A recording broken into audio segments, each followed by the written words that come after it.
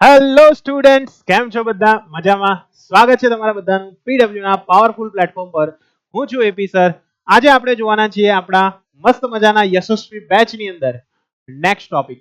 તો બાળકો, લાસ્ટ ટોપિકની આપણે વાત કરીએ તો લાસ્ટ ટોપિકની અંદર આપણે શું ડિસ્કસ કર્યું હતું? તો બાળકો, લાસ્ટ ટોપિકની વાત કરીએ તો લાસ્ટ ટોપિકમાં આપણે ડિસ્કસ કર્યું હતું દાખલાઓ વિશે. તો એમાં આપણે કયા કયા દાખલાઓ જોયા હતા? તો ભાઈ એમાં આપણે દાખલાઓ જોયા હતા શ્રેણી જોડાણ, સમાંતર જોડાણ, એ બધા જોડાણ આધારિત દાખલાઓ. એના ઉપર આપણે લાસ્ટ ટાઈમ ડિસ્કશન કર્યું હતું, જેમાં આપણે કેટલાક સૂત્રો, બરાબર છે, એનું ફરી એક વખત રિવાઇઝ કરી લઈએ કે જેથી તમને બધાને આઈડિયા રહે કે ભાઈ આપણે આવા દાખલાઓ ગણ્યા હતા. એક તો આપણે શ્રેણી જોડાણ આધારિત દાખલા જોયા હતા. શ્રેણી જોડાણ, બરાબર. શ્રેણી જોડાણની અંદર તમને બધાને ખબર છે સૂત્ર શું આવશે? તો કે સર RS બરાબર R1 વત્તા R2, બરાબર છે. આ રીતનું એક સૂત્ર આવશે જે શ્રેણી જોડાણ માટે હતું. ત્યાર પછી એની અંદર આપણને પ્રાપ્ત થતો જે અવરોધ હતો તે કેવો હતો? મહત્તમ અવરોધ હતો, જેને R max કહેતા હતા, જેની કિંમત કેટલી હતી? N into R જેટલી હતી. એક દાખલામાં આપણે જોયું હતું કે ભાઈ મહત્તમ અવરોધ કેટલો હશે, બરાબર, તેના ઉપર આપણે ડિસ્કશન કર્યું હતું. ત્યાર પછી આપણે સમાંતર જોડાણ વિશે વાત કરી હતી. કયા જોડાણ વિશે વાત કરેલી? સમાંતર જોડાણ. તો સમાંતર જોડાણ જે છે બાળકો, સમાંતર જોડાણ જેને આપણે કહેતા હતા RP, એનું સૂત્ર શું હતું? 1/RP બરાબર, તો કે 1/R1 પ્લસ 1/R2. આ એનું સૂત્ર આપણને જોવા મળતું હતું. ક્લિયર છે? એટલે 1/R1 પ્લસ 1/R2 એટલી વેલ્યુ આપણને જોવા મળતી હતી. અને એના દ્વારા પ્રાપ્ત થતો જે અવરોધ છે તે અવરોધ કેટલો હતો? R minimum. તેની વેલ્યુ હતી R ના છેદમાં N. કેટલી હતી? R ના છેદમાં N. ઓકે, એટલે આ વસ્તુ તમારે ખાસ ધ્યાનમાં રાખવાની છે કે ભાઈ R મિનિમમ ની કિંમત થશે R ના છેદમાં N. ક્લિયર છે? તો હવે આપણે ત્યાંથી થોડાક આગળ વધીએ. આજના કેટલાક ટોપિક છે તેના ઉપર આપણે ડિસ્કશન કરીશું. આજે આપણે ડિસ્કશન કરવાના છીએ ભાઈ વિદ્યુત પ્રવાહની જે તાપીય અસર છે, બરાબર છે, એ તાપીય અસર કઈ રીતના કામ કરે છે. વિદ્યુત પ્રવાહ જ્યારે પણ કોઈ વાહકમાંથી પસાર કરવામાં આવે છે તો ત્યાં આગળ ઉષ્મા ઉર્જા ઉત્પન્ન થાય છે.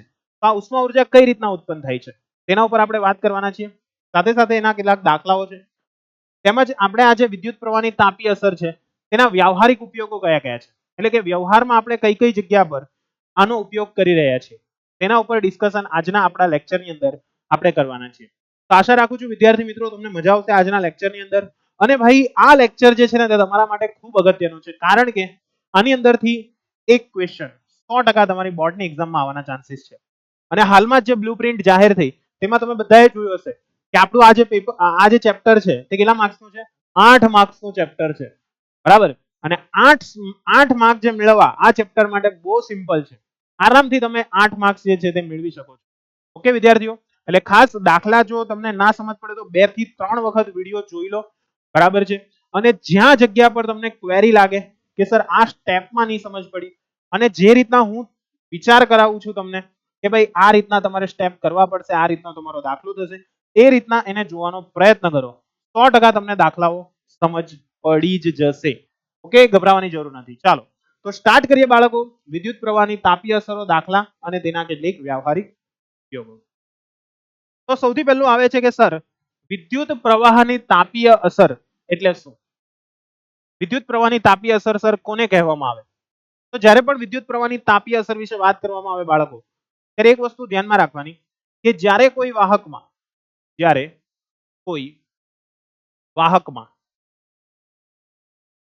વિદ્યુત પ્રવાહ પસાર કરવામાં આવે છે ત્યારે વાહકના અવરોધને લીધે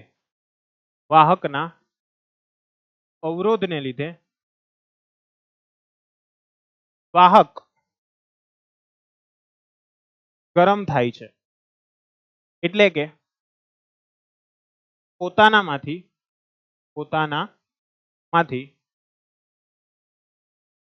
ઉષ્મા ઉર્જા મુક્ત કરે છે. પોતાનામાંથી ઉષ્મા ઉર્જા શું કરે છે? મુક્ત કરે છે. ક્લિયર છે? એટલે પોતાની અંદરથી ઉષ્મા ઉર્જા મુક્ત કરે છે, જેને વિદ્યુત પ્રવાહની તાપીય અસર કહેવામાં આવે છે. ઓકે બાળકો, તો અહીંયા આગળ તમને હવે વિદ્યુત પ્રવાહની તાપીય અસર શું છે તે થોડોક આઈડિયા આવ્યો હશે. કે સર અહીંયા આગળ થાય છે એવું કે ભાઈ વિદ્યુત પ્રવાહ જ્યારે કોઈ વાહકમાંથી હું પસાર કરું છું, તો વાહકમાં જ્યારે વિદ્યુત પ્રવાહ પસાર કરું છું તો એને કારણે શું થાય છે ત્યાં આગળ, તો કે ભાઈ એને કારણે ત્યાં વાહક જે છે તેના અવરોધને કારણે, વાહક જે છે તેના અવરોધને કારણે શું થાય છે ત્યાં આગળ, તો કે ભાઈ વાહકના અવરોધને કારણે ત્યાં આગળ ઉષ્મા ઉર્જા ઉત્પન્ન થાય છે. આ ઉષ્મા ઉર્જાને શું કહેવાશે? વિદ્યુત પ્રવાહની તાપીય અસર કહેવાશે. શું કહેવાશે ભાઈ? વિદ્યુત પ્રવાહની તાપીય અસર. હવે તમને સવાલ થશે કે સર આ એક્ઝેક્ટલી થાય છે કઈ રીતે? તો એના માટે હું તમને જો એક સિમ્પલ આકૃતિ બતાવું છું, તેને ધ્યાનથી સમજજો તો તમે આ વસ્તુ સરળતાથી સમજી શકો. જેમ કે અહીંયા આગળ આપણે એક કામ કરીએ, આ એક વાહક છે, બરાબર? આ એક વાહક છે. સરખી રીતના આપણે ડ્રો કરીએ કે જેથી તમને વધારે સમજ પડે. માની લો કે અહીંયા આગળ એક વાહક લઉં છું, આ એનું આડછેદ છે, બરાબર? આ શું છે? વાહકનું આડછેદ છે. સમજતા રહેજો, બહુ સિમ્પલ વસ્તુ છે. આ એક વાહક છે, તેનો આડછેદ છે.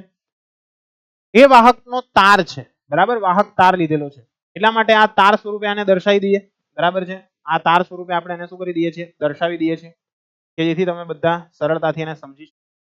ક્લિયર? તો આ આપણો એક વાહક તાર લીધેલો છે. હવે એ વાહક તારની અંદર શું કરવામાં આવે છે?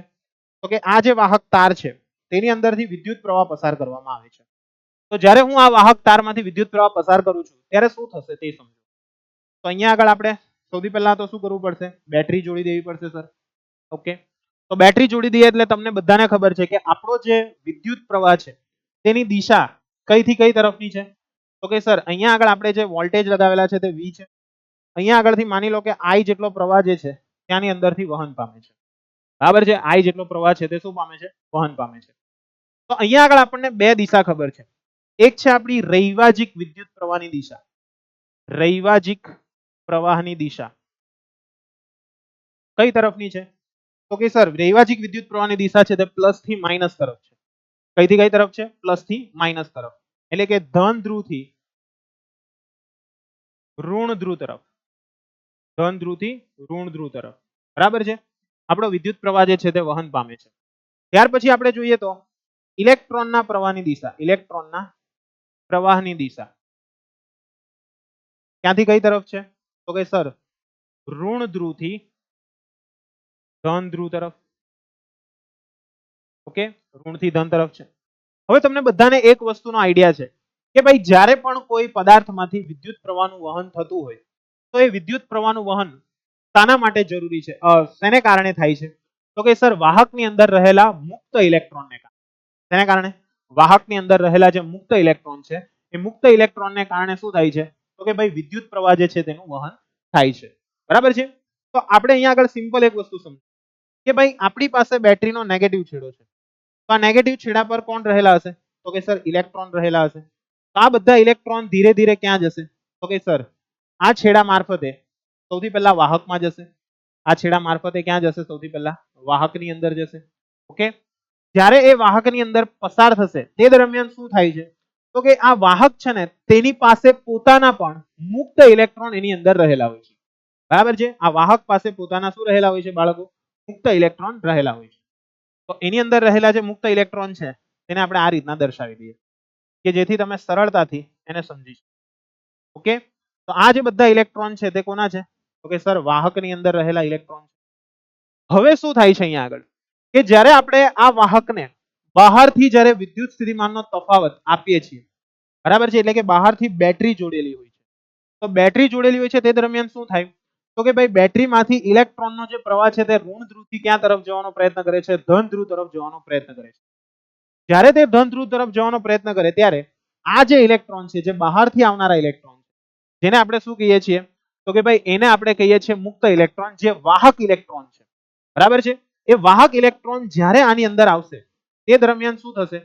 તો કે આ બે ઇલેક્ટ્રોન જે છે તેમના વચ્ચે અથડામણ અનુભવાય છે, કારણ કે એ બંને વચ્ચે શું લાગે છે? અપાકર્ષણ બળ લાગે છે. શું લાગે છે? અપાકર્ષણ બળ.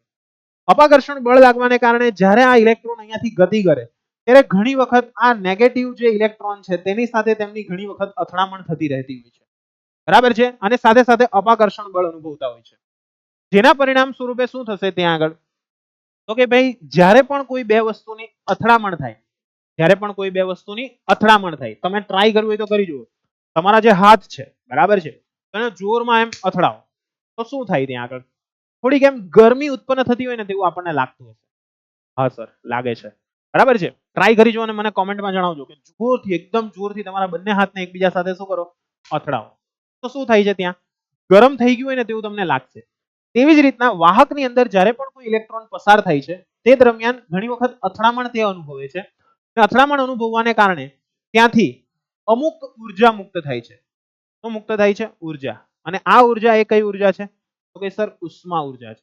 કઈ ઉર્જા છે બાળકો? ઉષ્મા ઉર્જા. ખ્યાલ આવે છે? એટલે આ જે ઉષ્મા ઉર્જા ઉત્પન્ન થઈ ને તેને જ આપણે શું કહીએ છીએ? વિદ્યુત પ્રવાહની તાપીય અસર કહીએ છીએ. શું કહીએ છીએ? વિદ્યુત પ્રવાહની તાપીય અસર. અને અહીંયા આગળ જે આ અવરોધ ઉત્પન્ન થયો તે શેને કારણે ઉત્પન્ન થયું? તો કે ભાઈ ઇલેક્ટ્રોનના અથડાવાને કારણે. બરાબર છે? જે શું દર્શાવે છે? વાહકનો અવરોધ દર્શાવે છે. શું દર્શાવે છે? વાહકનો અવરોધ દર્શાવે છે. ખબર પડશે બધાને કે નહીં પડશે? પડશે. એટલે આ વસ્તુ શું છે? વાહકનો અવરોધ છે. આ શું છે? વાહકનો અવરોધ છે. ખબર પડશે બધાને કે નહીં પડશે? પડશે. એટલે આ વાહકનો અવરોધ દર્શાવે છે. શું દર્શાવે છે ભાઈ? વાહકનો અવરોધ દર્શાવે છે. ક્લિયર થઈ ગયું કે ના થયું? થઈ ગયું સર. ઓકે. તો આ વસ્તુ થઈ તમારી વાહકનો અવરોધ. બરાબર છે. તો હવે આવું સૌપ્રથમ વખત કોણે શોધેલું હતું? તો બાળકો આ જે અસર છે તે સૌપ્રથમ વખત જૂલ નામના વૈજ્ઞાનિકે શોધેલી. કોણે શોધેલી હતી? જૂલ. બરાબર છે. એટલા માટે આને જૂલ અસર પણ કહેવામાં આવે છે. શું કહેવામાં આવે છે? જૂલ અસર અથવા જૂલની તાપીય અસર અથવા જૂલની તાપીય અસર અથવા જૂલનો નિયમ અથવા બીજું શું કહેવામાં આવે છે? જૂલનો નિયમ. બરાબર? તો જૂલનો નિયમ છે શું એક્ઝેક્ટલી? તો જૂલે અહીંયા આગળ એવું કીધેલું હતું કે જ્યારે પણ કોઈ વાહકમાંથી વિદ્યુત પ્રવાહ પસાર થતો હોય, જ્યારે પણ કોઈ વાહકમાંથી વિદ્યુત પ્રવાહ પસાર થતો હોય તો ત્યાં આગળ ઉત્પન્ન થતી જે ઉષ્મા ઉર્જા છે, ઉત્પન્ન થતી જે ઉષ્મા ઉર્જા છે તે તેમાંથી પસાર થતા વિદ્યુત પ્રવાહના સમપ્રમાણમાં, તેમના અવરોધના સમપ્રમાણમાં અને તેના સમયના પણ સમપ્રમાણમાં હોય છે. ઓકે. એટલે અહીંયા આગળ જે ઉત્પન્ન થતી જે ઉષ્મા ઉર્જા છે, અહીંયા આગળ જે ઉત્પન્ન થતી ઉષ્મા ઉર્જા છે એ ઉષ્મા ઉર્જા કેટલી હોય છે? તો કે એક તો પહેલું છે વિદ્યુત પ્રવાહના સમપ્રમાણમાં. બરાબર છે. જૂલે આવું કીધેલું હતું ભાઈ કે ઉત્પન્ન થતી ઉષ્મા એ કેટલી હોય છે? તો કે ભાઈ પસાર કરવામાં આવતા વિદ્યુત પ્રવાહના સમપ્રમાણમાં. બરાબર છે. વિદ્યુત પ્રવાહના સમપ્રમાણમાં. બીજું કેટલું હોય છે? તો કે ભાઈ તેના અવરોધના સમપ્રમાણમાં.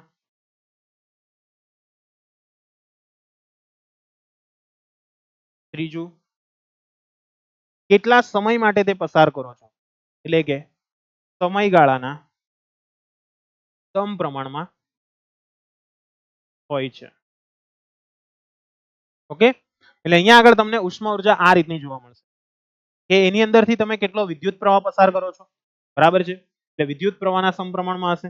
અને ખાસ ધ્યાન રાખજો કે અહીંયા આગળ એકલો વિદ્યુત પ્રવાહ છે તેનો વર્ગ પણ ધ્યાનમાં લેવામાં આવશે. અત્યારે ફક્ત વિદ્યુત પ્રવાહ લખું છું, પણ જ્યારે તમે આનું સૂત્ર તારવો છો તો ત્યારે તમને એક્ઝેક્ટ જોવા મળશે કે અહીંયા જે આપણી ઉત્પન્ન થતી જે ઉષ્મા ઉર્જા છે તે વિદ્યુત પ્રવાહના વર્ગના સમપ્રમાણમાં છે.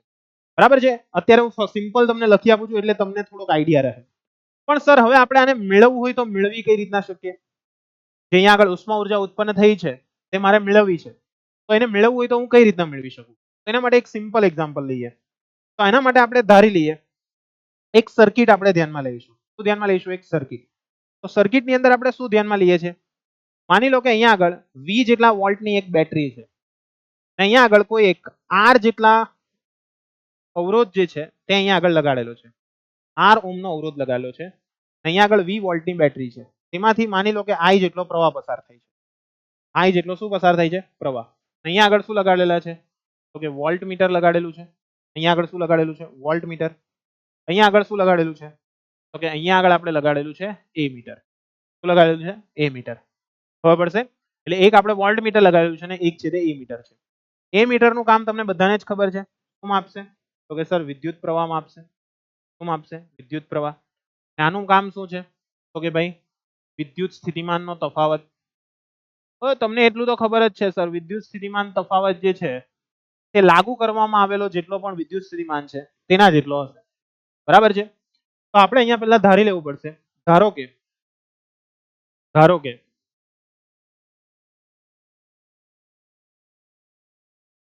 અહીં એક અવરોધક કે જેનો અવરોધ R છે તેને 2 વોલ્ટની બેટરી સાથે જોડવામાં આવેલ છે.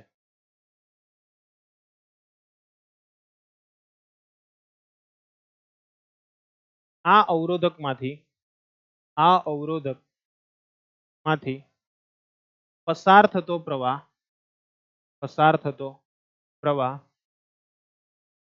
I જેટલો છે. પસાર થતો પ્રવાહ I જેટલો છે. એટલે કે અહીંયા આગળથી પસાર થતો પ્રવાહ I જેટલો આપણને જોવા મળે છે. બરાબર છે? અવરોધક જે છે તેમાંથી પસાર થતો જે પ્રવાહ છે તે કેટલો છે? I જેટલો છે. I જેટલો પ્રવાહ તેની અંદરથી શું થાય છે? પસાર થાય છે. તો જ્યારે અવરોધકમાંથી I જેટલો પ્રવાહ પસાર થતો હોય તો એને કારણે આપણે અહીંયા આગળ વિદ્યુત પ્રવાહ એટલે શું? ઓકે સર, વિદ્યુત પ્રવાહ એટલે સિમ્પલ સર, I બરાબર Q ના છેદમાં T. બરાબર છે? એટલે કે એકમ સમયમાં પસાર થતો વિદ્યુત ભારનો જથ્થો. બરાબર છે? વિદ્યુત પ્રવાહ એટલે શું લખાશે આપણાથી? તો કે સર વિદ્યુત પ્રવાહ એટલે વાહકમાંથી એકમ સમયમાં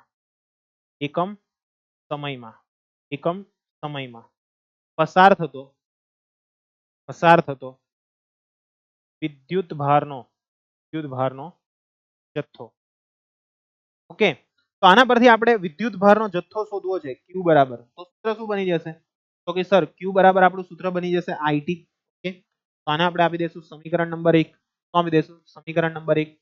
હવે આ જે Q જેટલો વિદ્યુત ભાર છે એ Q જેટલા વિદ્યુત ભારને મારે એક બિંદુથી બીજા બિંદુ સુધી લઈ જવું છે. તો એ એક બિંદુથી બીજા બિંદુ સુધી લઈ જવા માટે મારા દ્વારા કેટલું કાર્ય કરવું પડે છે તે મારે શોધવું છે. અહીંયા લખીએ કે વિદ્યુત ભારને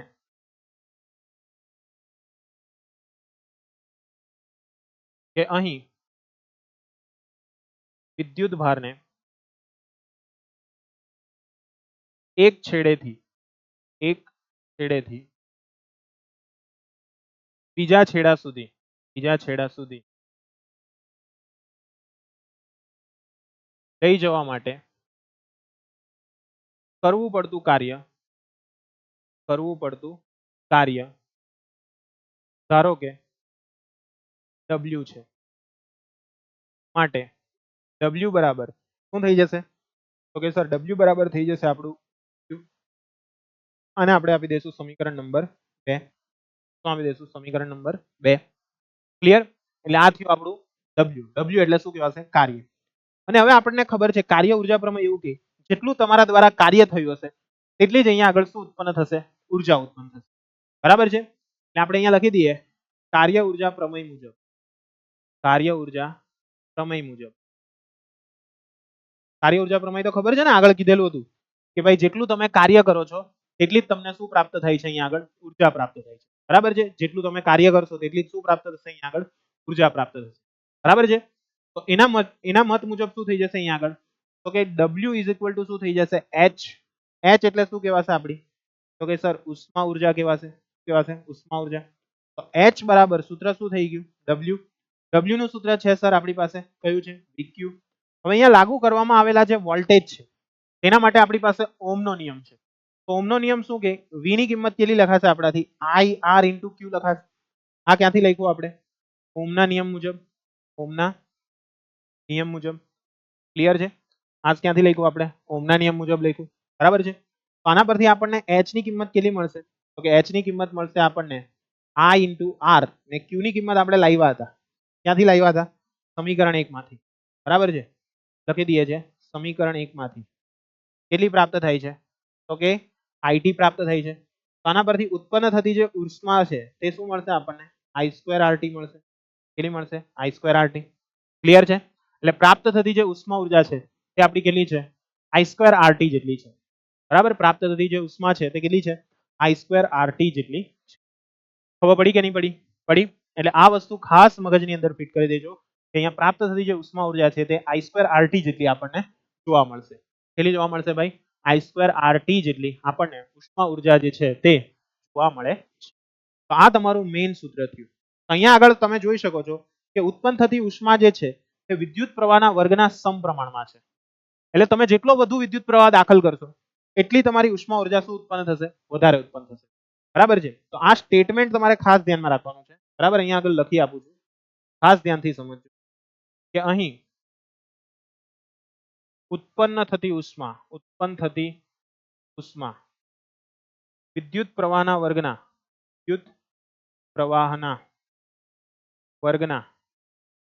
સમપ્રમાણમાં છે અને અવરોધ અને સમયના સમપ્રમાણમાં છે. બરાબર છે? ક્લિયર છે બધાને? આઈડિયા આવશે બધાને? ક્લિયર? એટલે આ વસ્તુ તમારે ખાસ ધ્યાનમાં રાખવાની છે, કારણ કે આપણે બધા જે દાખલાઓ ગણવાના છે તે આ સૂત્ર પરથી જ દાખલાઓ આવશે. મોસ્ટલી બધા દાખલાઓ તમારા આ સૂત્રને આધારિત રહેશે. બરાબર છે? ચાલો તો નેક્સ્ટ દાખલો જોઈએ બાળકો. નેક્સ્ટ દાખલાની અંદર શું કીધેલું છે? 4 ઓહમનો અવરોધ ધરાવતા, બરાબર, 4 ઓહમના અવરોધમાં એટલે અવરોધ આપેલો છે R. કેટલો આપી દીધેલો છે? 4 ઓહમ. દર સેકન્ડે એટલે સમય આપેલો છે T. કેટલો આપેલો છે? દર સેકન્ડે એટલે 1 સેકન્ડ.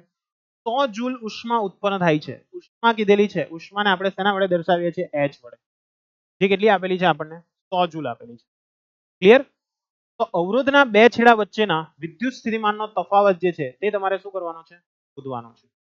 અવરોધના બે છેડા વચ્ચે શું શોધવાનો છે? વિદ્યુત સ્થિતિમાનનો તફાવત. તો બાળકો કઈ રીતના શોધાશે? બહુ સિમ્પલ છે. જુઓ, આપણી પાસે સૂત્ર છે H I2RT. આ એક આપણી પાસે સૂત્ર છે. હા સર છે. હવે આની અંદર આપણી પાસે કઈ કઈ વસ્તુ અવેલેબલ છે? કે સર R છે, T છે અને H છે. બટ આપણી પાસે I નથી. શું નથી? I. તો I માટે આપણે કોનો ઉપયોગ કરી શકીએ? તો કે સર આપણી પાસે એક સૂત્ર છે ને ઓહમના નિયમનું. તો ઓહમના નિયમ મુજબ શું લખશો? બોલો, ઓહમના નિયમ મુજબ. તો કે સર V બરાબર IR લખાશે. તો આના પરથી I બરાબર શું થઈ જશે? સર V ના છેદમાં R થશે. આ જે કિંમત છે તે સમીકરણ ઉપર જે છે તેની અંદર મૂકી દો તો શું થઈ જશે? H ઇઝ ઇક્વલ ટુ, તો કે I ની કિંમત તમે મૂકી V ના છેદમાં R. તેનો શું હતો ભાઈ અહીંયા આગળ? તો કે સર વર્ગ હતો. R ઇન્ટુ શું લખાશે? T લખાશે. તો સ્ક્વેર છે તે અંદર આવી જાય તો શું થશે? V સ્ક્વેર ના છેદમાં R સ્ક્વેર ઇન્ટુ RT થશે. V સ્ક્વેર ના છેદમાં R સ્ક્વેર ઇન્ટુ શું થઈ જશે? RT થશે. R કેન્સલ થઈ જશે. તો આના પરથી શું મળશે આપણને? તો કે sir H is equal to V square T upon R લશે. બરાબર છે? તો અહીંયા R છે તેને ઉપર જવા દો તો શું થઈ જશે અહીંયા આગળ? તો કે સર HR ના છેદમાં T બરાબર શું થઈ જશે? V સ્ક્વેર થઈ જશે. H ની કિંમત છે તમારી પાસે કેટલી છે? તો કે સર 100 છે. R ની કિંમત છે તમારી પાસે કેટલી છે? 4 છે. અને T તમને આપેલો છે 1. તો આ શું મળી ગયો? V સ્ક્વેર મળી ગયો. ચાલો તો આના પરથી આપણને V સ્ક્વેર બરાબર કેટલા મળશે? તો સર 400 મળશે. તો V બરાબર કેટલા થઈ જશે? 20 થઈ જશે. અહીંયા આગળ તમને પ્રાપ્ત થતા વોલ્ટેજ જે છે તે કેટલા છે? 20 વોલ્ટ છે. કેટલા વોલ્ટ છે? 20 વોલ્ટ. આઈડિયા આવશે બધાને કે નહીં આવશે? આવશે. નેક્સ્ટ દાખલો જોઈએ. નેક્સ્ટ દાખલો શું કીધેલું છે અહીંયા આગળ? નેક્સ્ટ દાખલામાં કીધેલું છે અહીંયા આગળ બાળકો સમજજો. 50 વોલ્ટના વિદ્યુત સ્થિતિમાન તફાવત હેઠળ, એટલે અહીંયા આગળ વિદ્યુત સ્થિતિમાનનો તફાવત આપેલો છે V. કેટલા આપેલા છે? 50 વોલ્ટ. 1 કલાક માટે, એટલે સમય આપ્યો છે T. કેટલો આપેલો છે બાળકો? 1 કલાક.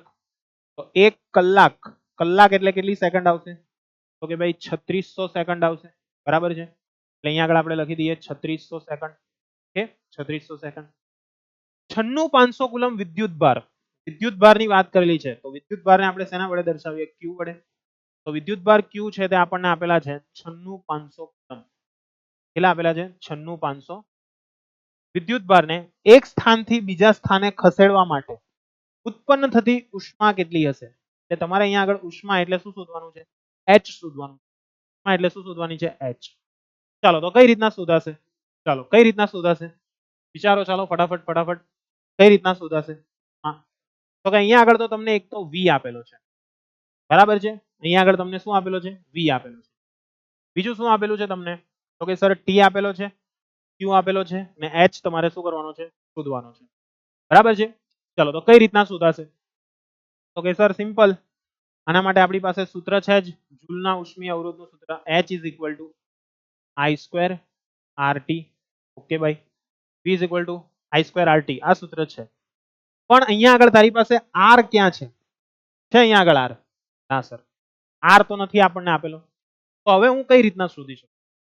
તો કે સર અહીંયા આગળ આપણે કંઈક જુગાડ દોડાવવો પડશે. હા ચાલ બોલ, કયો જુગાડ દોડાવીશ?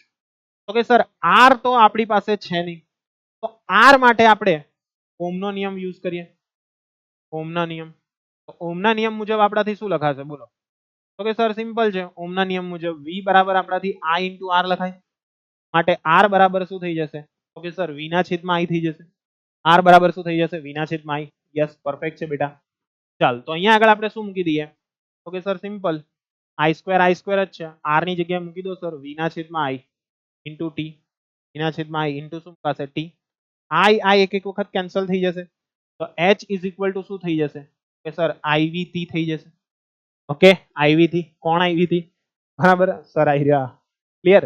એટલે IVT એવું થઈ જશે. બટ બાળકો અહીંયા આગળ તમે જુઓ કે I ની વેલ્યુ પણ નથી આપણી પાસે, તો શું કરશું આપણે? તો કે સર I ની કિંમત નથી, તો આપણી પાસે I નું સૂત્ર છે ને 2/T ઇન્ટુ V. હા ભાઈ, તો અહીંયા T મૂકી દઈએ, અહીંયા આગળ શું મૂકી દઈએ? T મૂકી દઈએ. તો T અને T શું થઈ જશે? કેન્સલ થઈ જશે. T અને T શું થઈ જશે? કેન્સલ થઈ જશે. તો H ઇઝ ઇક્વલ ટુ સૂત્ર કયું બની ગયું? તો કે H is equal to sir સૂત્ર બની ગયું VQ. H is equal to સૂત્ર શું બની ગયું? VQ. તો સર આની અંદર V ની કિંમત છે જ આપણી પાસે. કેટલી છે V ની કિંમત?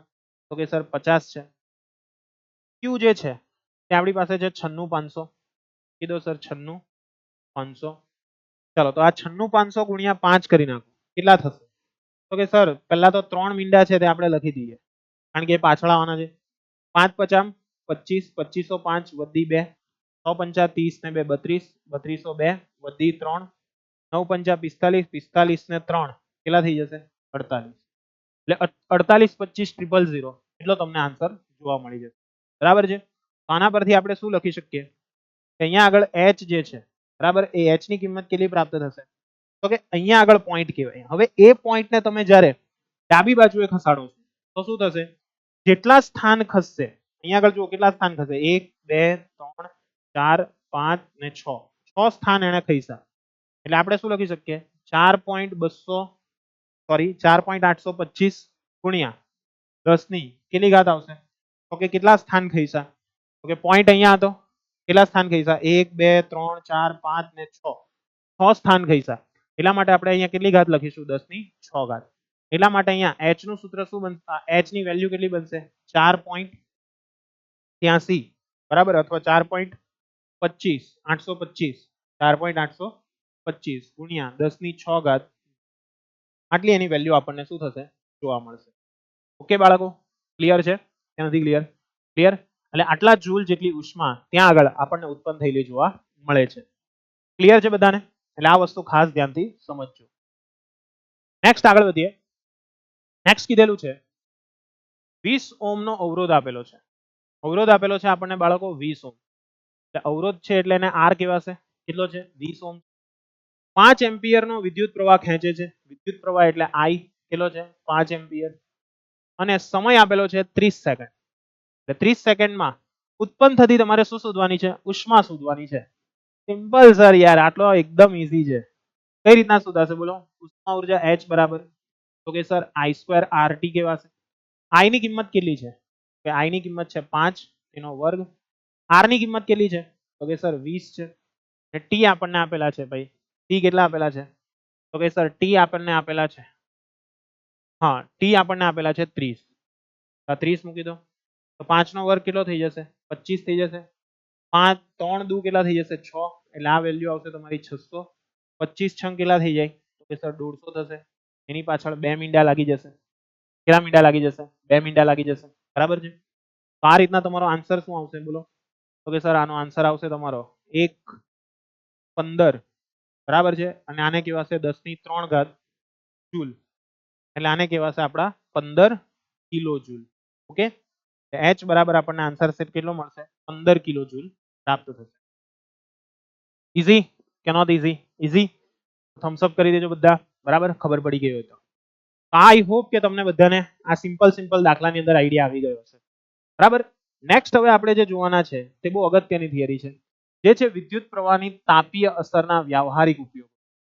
તો વિદ્યુત પ્રવાહની તાપીય અસરના વ્યવહારિક ઉપયોગો કયા કયા છે તે સમજવા ખૂબ જરૂરી છે. ચાલો તો એને આપણે સમજીએ. બહુ સિમ્પલ અને સરળ છે.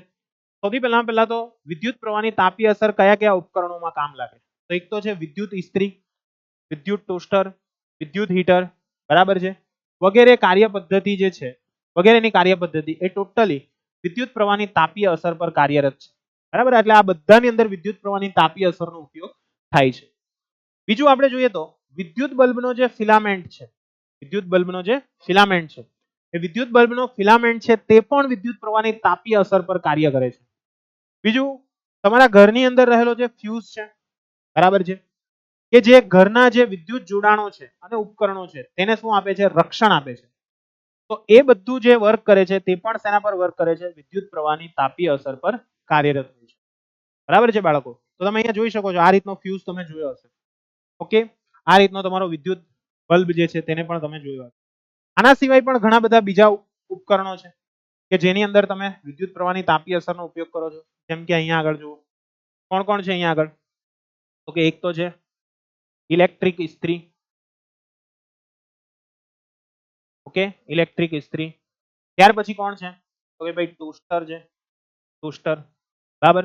ત્યાર પછી આ શું છે? Electric oven. બરાબર છે, માઇક્રોવેવ ઓવન, જેની અંદર તમે મસ્ત કેક બેક બનાવ્યા કરો. બરાબર. ત્યાર પછી આ શું છે? તો કે ભાઈ આ છે હીટર. બરાબર. પછી આ શું છે તમારી? તો કે ભાઈ ઇલેક્ટ્રિક કિટલી. આ બધી જ વસ્તુ જે કાર્યરત થાય છે તે શેના પર કાર્યરત થાય છે? તો કે આ બધી જ વસ્તુ તમારી વિદ્યુત પ્રવાહની તાપીય અસર પર કાર્યરત હોય છે. શેના પર કાર્યરત હોય છે? વિદ્યુત પ્રવાહની તાપીય અસર પર આ બધું કાર્યરત હોય છે. ક્લિયર છે બધાને કે નથી ક્લિયર? ક્લિયર. એટલે આ બધું વિદ્યુત પ્રવાહની તાપીય અસર પર કાર્યરત રહે છે. બીજી વાત કરીએ તો આ ટાઈપનો ફ્યુઝ તમારા ઘરની અંદર તમે જોયો. બરાબર. આ શું છે? ફ્યુઝ જ છે. શું છે ભાઈ? ફ્યુઝ. કન્ફ્યુઝ નહીં, ફ્યુઝ. બરાબર છે, ફ્યુઝ લખી દઈએ. ઓકે, એટલે આ ફ્યુઝ જે છે તે પણ આ રીતના જ કાર્યરત હોય છે. સાથે સાથે આ જે છે તે શું છે આપણો? તો કે સર બલ્બ છે. એના સિવાય આ શું છે? તો કે ભાઈ કોઇલ છે, કોઇલ, ઇલેક્ટ્રિક કોઇલ. તમે ઘણી વખત આનો ઉપયોગ જોયો હશે. આપણા ઘરની અંદર પહેલાના જમાનાની અંદર આ રીતની કોઇલ આવતી. બરાબર, હીટર માટેની, કે તમારે જ્યારે પાણી ગરમ કરવું હોય તો પાણી ગરમ કરવા માટે શું કરી દેવાનું? આ કોઇલને એની અંદર ડુબાડી દેવાનું. એટલે આ ઓટોમેટિક ગરમ થશે, એટલે ત્યાં આગળ પાણી જે છે તે પણ શું થવા લાગે છે? ગરમ થવા લાગે છે. બરાબર છે. તો આ રીતની કોઇલનો ઉપયોગ પહેલાના જમાનાની અંદર થતો. પણ અત્યારે આપણે શેનો ઉપયોગ કરીએ છીએ? વોટર હીટરનો ઉપયોગ કરીએ છીએ. શેનો ઉપયોગ કરીએ છીએ? Water heater. બરાબર છે. તો અહીંયા આગળ આપણે જોઈએ તો જ્યારે પણ વિદ્યુત બલ્બની વાત હોય તો એ ખૂબ પાતળા તેમજ ઊંચા અવરોધવાળા ટંગસ્ટન ફિલામેન્ટમાંથી જ્યારે વિદ્યુત પ્રવાહ પસાર થાય છે ત્યારે આ ફિલામેન્ટ ખૂબ ગરમ થાય છે, જેને કારણે તે પ્રકાશ ઉર્જાનું ઉત્સર્જન કરે છે. બરાબર છે. આપણે જોઈએ કે ભાઈ વિદ્યુત બલ્બ જે છે તેના ફિલામેન્ટની અંદરથી કઈ રીતના આપણને વિદ્યુત ઉર્જા મળે છે. બરાબર છે. ને સાથે સાથે ત્યાં આગળ આપણને તાપીય અસર કઈ રીતના જોવા મળે? તો કે ભાઈ ત્યાં આગળ ટંગસ્ટનનો તાર આવેલો હોય. શેનો તાર આવેલો હોય છે? ટંગસ્ટન. આ જે ટંગસ્ટન છે ને બાળકો, તેનું તાપમાનની સહન કરવાની ક્ષમતાની વાત કરીએ તો 3380 ડિગ્રી સેલ્સિયસ જેટલું છે. ખ્યાલ આવે છે? એનથી વધારે તાપમાન જશે ને ત્યાર પછી જ એ શું થઈ જશે? પીગળશે. એના સિવાય એ પીગળતો નથી. એટલે જ્યારે પણ તમે વિદ્યુત બલ્બની વાત કરો છો તો વિદ્યુત બલ્બની અંદર આવેલો જે ટંગસ્ટનનો ફિલામેન્ટ છે એ ટંગસ્ટનના ફિલામેન્ટની અંદરથી વિદ્યુત પ્રવાહ પસાર થશે. એટલે ત્યાં આગળ તરતો તરત શું થવા લાગશે? તો કે ભાઈ એ ફિલામેન્ટની અંદરથી તરતો તરત ગરમી ઉત્પન્ન થશે. બરાબર છે. ને એને કારણે પ્રકાશ ઉર્જા ઉત્પન્ન થશે. તો અહીંયા આગળ ટંગસ્ટન ધાતુનો ઉપયોગ થવાનું કારણ મેં તમને કીધું તે મુજબ એનું ગલનબિંદુ ખૂબ ઊંચું છે. એટલા માટે તે ઊંચા ગલનબિંદુને કારણે પણ પીગળ્યા વગર સતત પોતાની ઉષ્મા જે છે તે શું કરી રાખે છે? જાળવી રાખે છે. બરાબર છે. અને જેને કારણે તે ખૂબ જ ગરમ થશે અને તેને કારણે તે પ્રકાશ ઉત્સર્જિત કરે. શું ઉત્પન્ન કરે છે? પ્રકાશ ઉત્સર્જિત કરે છે. તેમજ ટંગસ્ટન જેવા કેટલાક બીજા પણ ધાતુઓ છે, તેના પણ બીજા કેટલાક ગુણધર્મો છે, જેમ કે એની ફ્લેક્સિબિલિટી.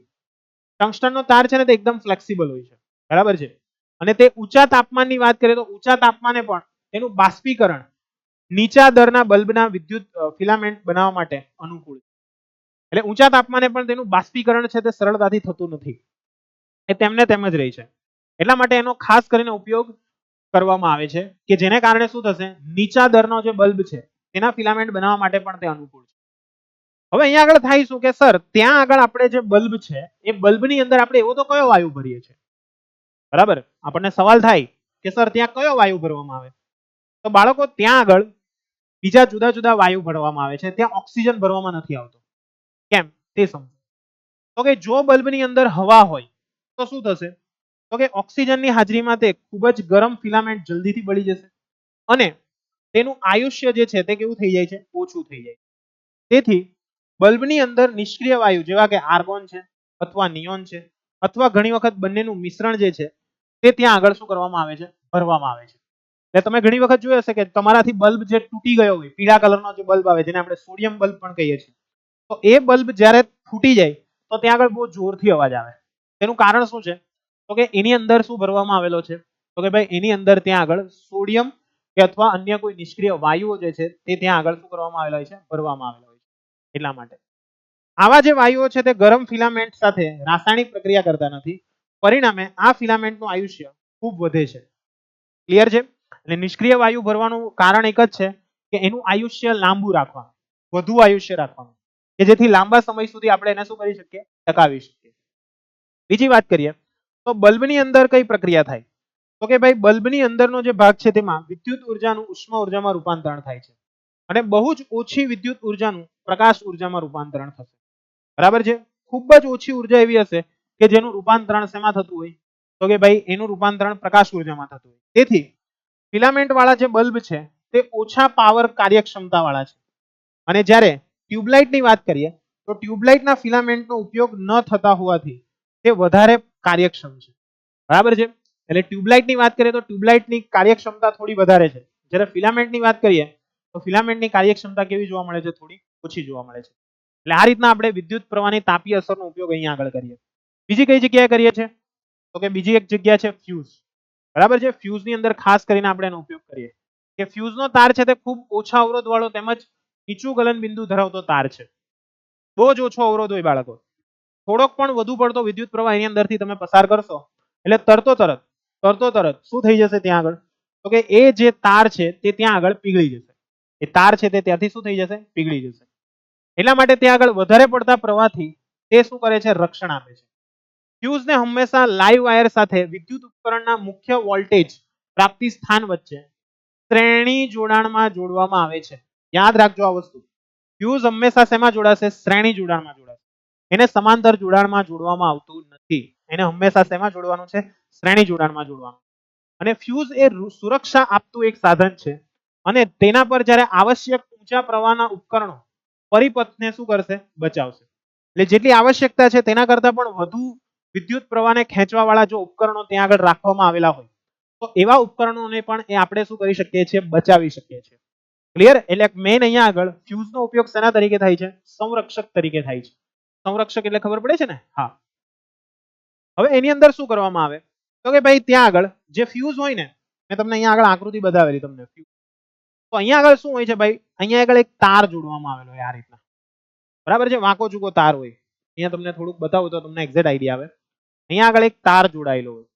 આ જે તાર જોડાયેલો છે ને બાળકો, તેનું મેઇન કામ શું છે, તો કે ભાઈ વિદ્યુત પ્રવાહનો પસાર થવા દેવો. તેમજ આ તાર છે ને ખૂબ પાતળો રાખવામાં આવે. કેમ? તો કે જેવો વધારે પડતો વિદ્યુત પ્રવાહ આવશે એટલે આ તાર અહીંયાથી કટ થઈ જશે. બરાબર? આ રીતના જુઓ, તાર અહીંયાથી કટ થઈ જાય. જેવો તાર કટ થઈ જાય એટલે વધારે પડતો વિદ્યુત પ્રવાહ એની અંદરથી પસાર નહીં થશે. પસાર નહીં થાય એટલે શું થશે ત્યાં આગળ, તો કે સર સિમ્પલ, પસાર નહીં થાય એટલા માટે ત્યાં આગળ વિદ્યુત પ્રવાહ પસાર નહીં થશે અને જેને કારણે આપણા જેટલા પણ સાધનો આપણે જોડેલા છે તેને આપણે શું કરી શકીએ છીએ, બચાવી શકીએ છીએ. બરાબર છે? એટલે મેઇન આ સુરક્ષા માટેનું સાધન છે. તો અહીંયા આગળ ધ્યાનથી સમજજો બાળકો કે અહીંયા આગળ એને ગલન બિંદુ જે છે તે ધાતુ કે મિશ્ર ધાતુ જેવી કે એલ્યુમિનિયમ, તાંબુ, લોખંડ, સીસુ વગેરેના અંદર તારનો ટુકડો હોય છે. જો ચોક્કસ મૂલ્ય કરતા પ્રવાહ, મોટો પ્રવાહ પરિપથમાંથી વહે તો જે તાર છે એ તારનું તાપમાન વધતું જશે. ફ્યુઝનો જે તાર છે એ તારનું તાપમાન વધતું જશે. અને તે ત્યાં આગળ શું થઈ જશે? પીગળી જશે. અને તેને કારણે પરિપથ જે છે તે કેવો બનશે? ખુલ્લો બનશે. પરિણામે વિદ્યુત પરિપથમાંથી વિદ્યુત પ્રવાહ વહી શકતો નથી. બરાબર છે? વિદ્યુત પરિપથની અંદર જે તમે જો વિદ્યુત પ્રવાહ પસાર કરવાનો પ્રયત્ન કરશો તો એ પસાર થશે નહીં. અને કોઈ પણ વિદ્યુત ઉપકરણને નુકસાન થઈ શકતું નથી. એટલે થતું નુકસાન અટકાવવા માટે ખાસ કરીને આપણે ફ્યુઝનો ઉપયોગ કરીએ છીએ. કોઈ એક વિદ્યુત ઉપકરણને સ્વતંત્ર રીતે રક્ષણ આપવા માટે પણ ફ્યુઝને દર્શાવવામાં આવ્યો છે. બરાબર છે? અને આ ફ્યુઝ જે છે તે તારના બે છેડા વચ્ચે પોર્સેલિન અથવા એના જેવા કેટલાક અવાહક પદાર્થની અંદર જોડવામાં આવેલા હોય છે. બરાબર છે? એનું આખું એક કોટિંગ કરીને રાખવામાં આવેલું હોય છે. તમે જોઈ શકો છો અહીંયા આગળ આ રીતના. દેખાય? આ એક પોર્સેલિનનો ટુકડો છે. આ પોર્સેલિન છે. પોર્સેલિનના ટુકડાની વચ્ચે એને રાખવામાં આવે. બરાબર છે? એની રીતના આ રીતના એનું પેકિંગ કરેલું હોય. એ રીતના આપણા ફ્યુઝના તારને શું કરવામાં આવેલો હોય છે? જોડવામાં આવેલો હોય છે. ક્લિયર છે બાળકો? એટલે આ વસ્તુ ધ્યાનમાં રાખજો. અને અહીંયા આગળ જુદા જુદા રેટિંગ વાળા ફ્યુઝનો ઉપયોગ થાય, જેમ કે 1 ampere, 2 ampere, 3 ampere, 5 ampere, 10 ampere વગેરે માનાંક વાળા એટલે કે વગેરે રેટિંગ વાળા ફ્યુઝનો ઉપયોગ આપણા રોજિંદા જીવનમાં આપણે કરીએ છીએ. તો આ રીતના આપણે વિદ્યુત પ્રવાહની તાપીય અસર જે છે તેના ઉપર આપણે ડિસ્કશન કર્યું. તો બાળકો આજના ટોપિકની વાત કરવામાં આવે તો આજે આપણે કઈ કઈ વસ્તુઓ ભણ્યા? તો આજે આપણે ભણ્યા હતા સૌથી પહેલા વિદ્યુત પ્રવાહની તાપીય અસર. શું ભણ્યા? વિદ્યુત પ્રવાહની તાપીય અસર. બરાબર છે? કઈ રીતની છે તે. એના આધારિત આપણે એક નિયમ ભણી ગયા જેને આપણે કહેતા હતા જૂલનો નિયમ. બરાબર? જૂલનો નિયમ ભણ્યા. ત્યાર પછી આપણે ભણ્યા હતા જૂલના નિયમનું ગાણિતિક સ્વરૂપ કે ભાઈ આ જૂલ છે. બરાબર? જૂલના નિયમનું ગાણિતિક સ્વરૂપ કેવું છે તે આપણે જોયું. ત્યાર પછી આપણે બીજું શું જોયું? તો કે સર દાખલાઓ જોયા. દાખલાઓ કયા સૂત્ર આધારિત? H = I² RT સૂત્ર આધારિત. અને વ્યવહારમાં વિદ્યુત પ્રવાહની તાપીય અસરના ઉપયોગો. બરાબર છે? વ્યવહારની અંદર વિદ્યુત પ્રવાહની તાપીય અસરના ઉપયોગો કઈ કઈ રીતના થાય છે તેના વિશેની વાત આજના લેક્ચરની અંદર આપણે કરી હતી. તો બાળકો આઈ હોપ કે તમને બધાને આજના લેક્ચરની અંદર કમ્પ્લીટલી આઈડિયા આવી ગયો હશે. બરાબર છે? થોડુંક ગળું ખરાબ છે એટલા માટે થોડોક આજે અવાજ તમને સ્લો લાગ્યો હશે તો કઈ વાંધો નહીં. નેક્સ્ટ લેક્ચરની અંદર આપણે ફરી પાછા નેક્સ્ટ ટોપિકની અંદર ડિસ્કશન કરીશું. ઓકે, તો હવે આપણે મળીશું આપણા નેક્સ્ટ લેક્ચરની અંદર. ત્યાં સુધી તમે બધા મસ્ત રીતે ભણતા રહેજો, મહેનત કરતા રહેજો. કોઈ પણ જગ્યાએ ડાઉટ હોય તો આસ્ક ડાઉટની અંદર જરૂરથી પૂછતા રહેજો. તો મળીએ નેક્સ્ટ લેક્ચરમાં. ત્યાં સુધી આવજો. બાય. જય Hind. Thank you so much.